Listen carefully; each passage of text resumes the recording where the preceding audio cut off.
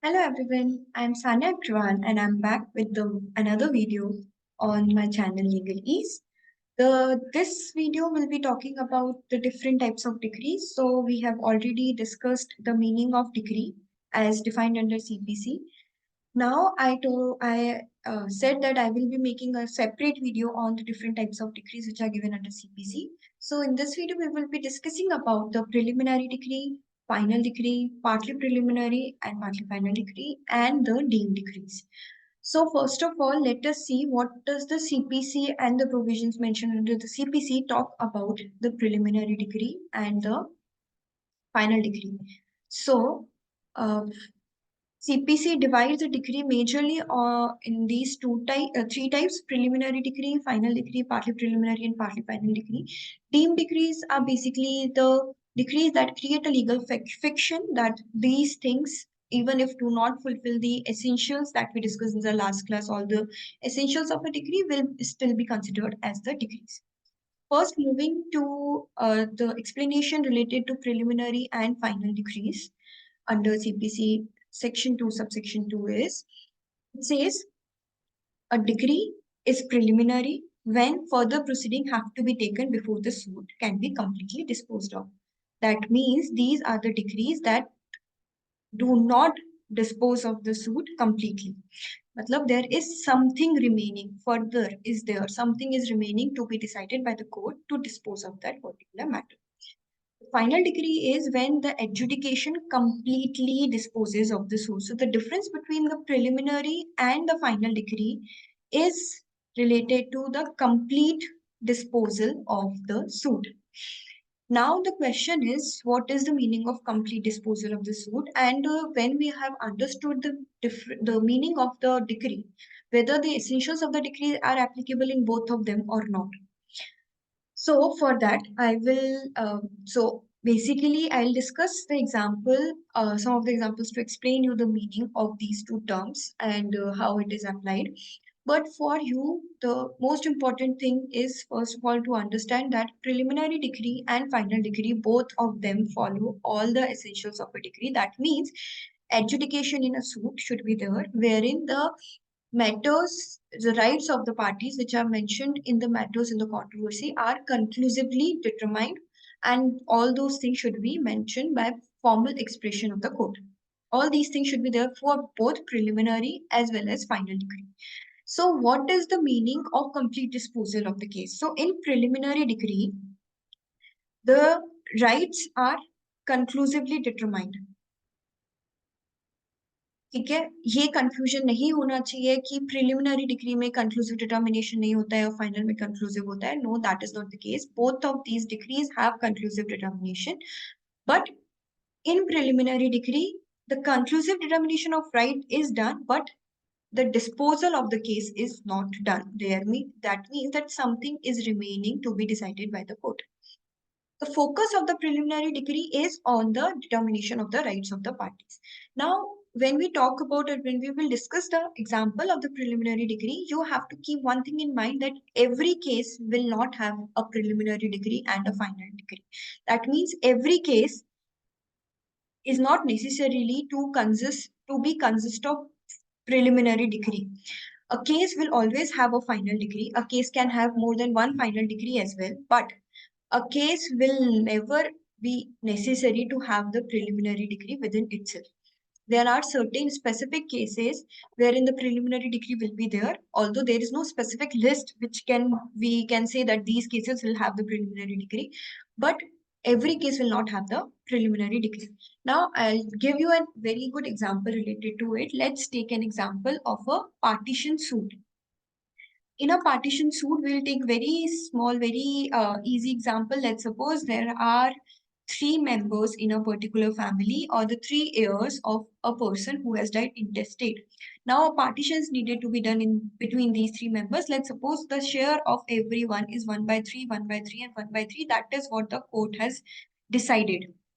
With the after going into the evidences, taking all the evidence into consideration, everything after taking into consideration, the court has said, let's suppose there are property 1, property 2, and property 3, and property 4, which is needed to be divided That means these are the properties that are needed to be partitioned by meets and bound.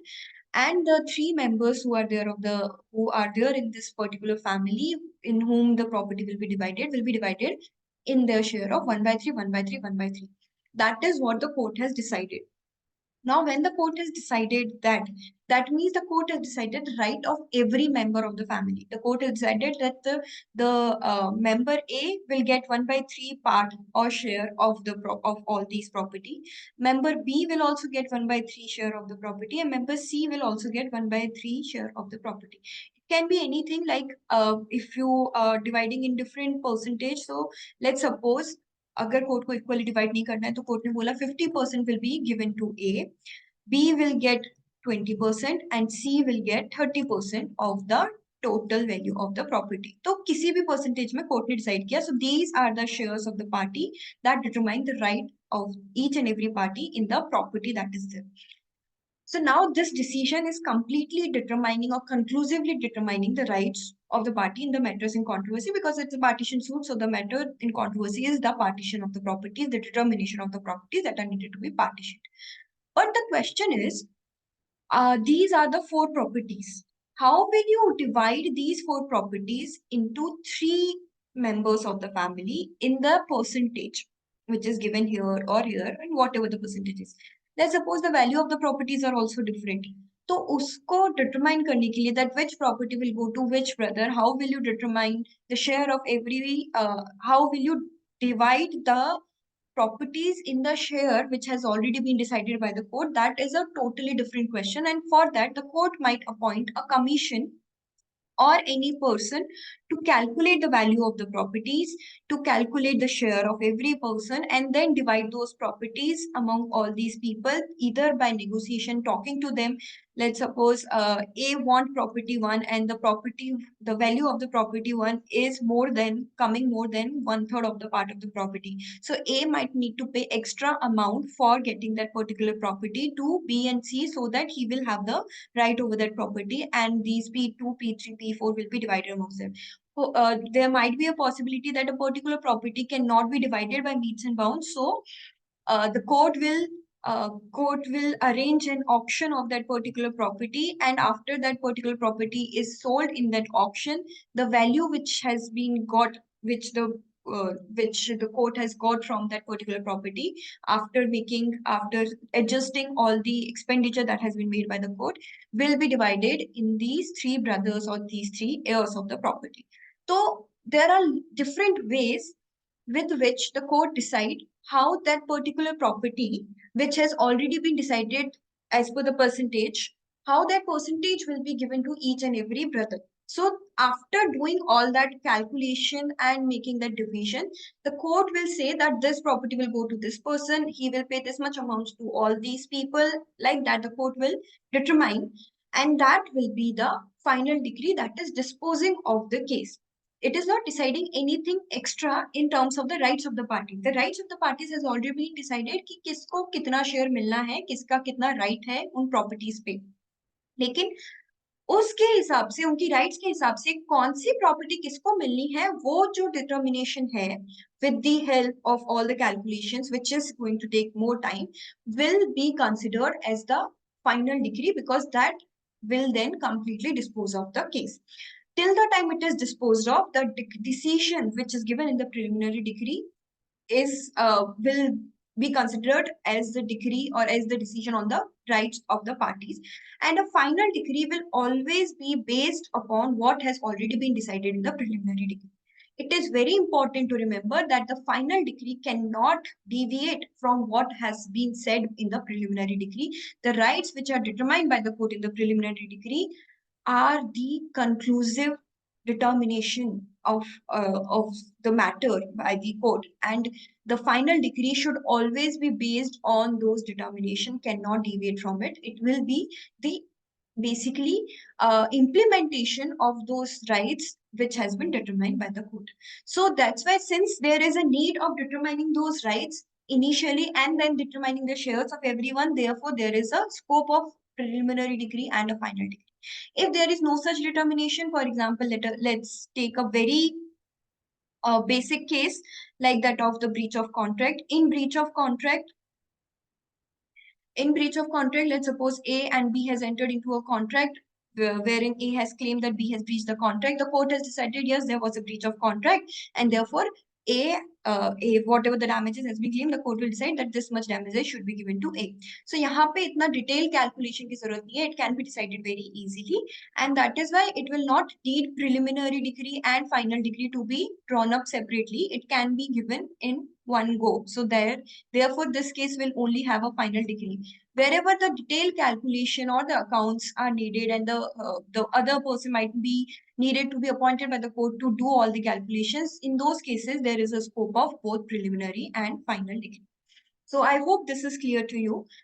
Moving on to these are some of the provisions of CPC wherein the preliminary decree is possible. Suit for possession and means profit. We'll discuss this while discussing the partly preliminary and partly final also. Administration suits, suit of preemption, suit filed for dissolution of partnership because you are deciding the shares among the partners. Related to account between principal and agent, यहाँ पे भी आपको accounts का determination करना, उसका calculation करने की जरूरत पड़ सकती है. There are many more like partition suits, many more provisions given under CPC which are related to the preliminary decree. So that is your work to determine it from the CPC, read the provisions of CPC, and then find out which all provisions can have the possibility of preliminary decree.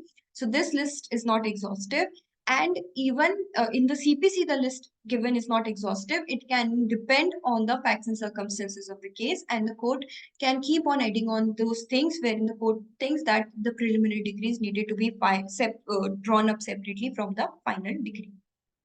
These are some of the two important cases related to the preliminary decree and final decree and the differentiation between the two. Coming to first of all the explanation of the partly preliminary and partly final decree. Partly preliminary and partly final decree के लिए, again, the important thing to be kept in mind is there must be more than one matter in controversy. It cannot be restricted to one particular matter. अगर एक से ज्यादा matter होंगे तो ही partly preliminary और पार्टली फाइनल डिग्री पास हो सकती है. मतलब बेसिकली एक से ज्यादा मतलब let's suppose there are two matters in controversy. The decision in one matter and the decision in other matter can be a final decree or a preliminary decree, and on that basis we can say the decision of this particular case is partly preliminary and partly final. For example, there is a suit wherein the possession of the property is one of the matter that is to be decided, and the second is mesne profits to be decided by the court. Possession, so I hope mesne profit is clear to you. Otherwise, I'm going to make a video on mesne profits also that will make you clearer about this particular example. So there is a particular property which is in illegal possession or wrongful possession of a particular person. Now the question is whether the person is actually in illegal possession of it or not. If yes, then whether the person is liable to pay the mesne profits and how much will be the amount for the mesne profit. So first of all, the court will determine whether the person is in illegal possession or not. And if the court determines that he is in the illegal possession, that means the court has decided that for the purpose of this possession, the person who is the plaintiff is the real owner of the property and should get the possession of the property.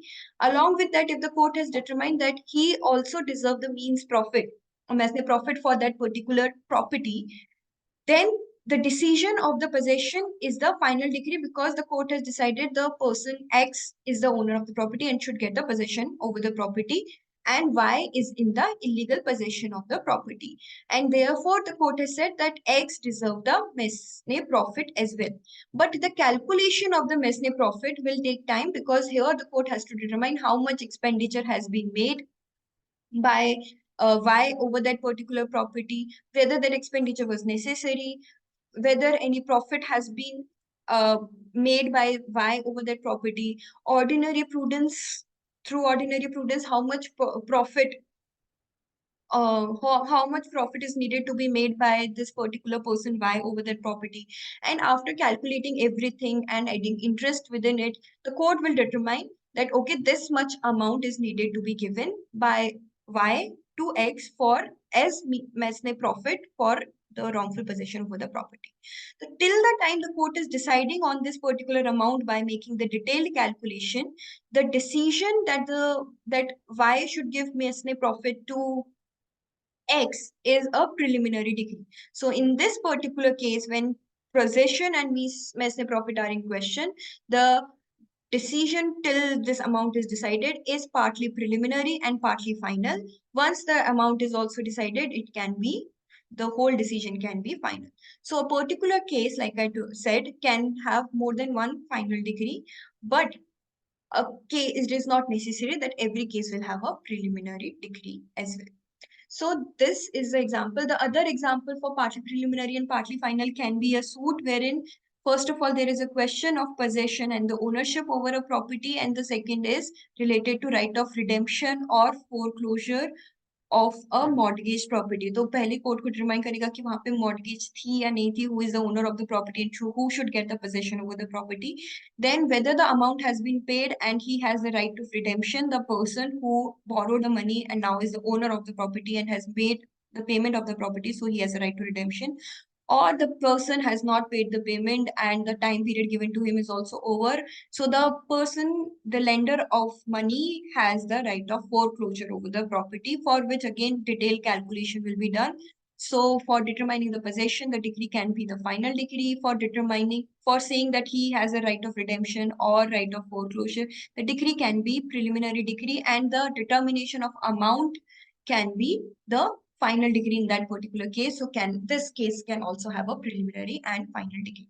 So these are some of the examples that can make you understand about the difference between the two. I hope it is clear. Otherwise, you can always mention your doubts in the comment section. I'll discuss it again in detail. Coming to a very small topic of deemed decrees. Deemed decrees are mentioned under CPC under same definition 2 subsection 2 of CPC. It says it shall deem to include, that means the decree shall deem to include rejection of plain. This is given under Order 7 Rule 11, and determination of question within section 144, which talks about application for restitution. Restitution means coming back to the original position. So these two are the cases which, even if are not fulfilling the essentials of a decree, will be deemed to be the decree. Deemed matlab a legal fiction is created wherein these two decisions will be considered as decree. There is one more thing that is given under CPC but not under section 2 subsection 2, which will be deemed as a decree. It is your homework to find out which particular provision of CPC talk about the deemed decree and say that this decision will also be deemed as a decree. It also says it will not include these two things, means the decision under these two things or these two decisions of the court will not be a decree. An adjudication from which appeal lies as appeal from an order. So there are different decisions. We will discuss the orders also. So whenever a decision comes and that decision is not a decree but an order, and appeal is allowed from an order, then the adjudication in that appeal will reach to a decision. That decision will not be a decree. It will never be considered as a decree. That means it will be an order. So एक order pass हुआ है, उससे अगर आपने appeal file करी है, उस appeal में जो भी decision आया है, जो भी adjudication हुआ है, वो कभी भी decree नहीं होगा, वो order होगा. Similarly, dismissal for default, if any case is dismissed for default, that means if the plaintiff has not fulfilled any condition mentioned under CPC and has defaulted in fulfilling that condition, and as a result of which the court has dismissed the suit, it will not be a decree, it will be an order. So these are the two things that will be an order and will not be a decree. These are the two things that will be decree and will not be order, because it is mentioned in the deemed decrees. And the essentials we have seen. We have also seen the difference in the terms preliminary, final, and partly preliminary and partly final decrees. I hope all these things are clear to you and there is no confusion regarding it. So thank you for this particular session. If everything is clear to you, please comment that it is clear. If there is any doubt, please comment that whatever doubts you have, and please like, share, and subscribe the video. And if there is any specific topic which you want me to discuss, which you want me to explain it in much detail, please let me know. So this is it for today. Thank you and have a nice day. Bye-bye.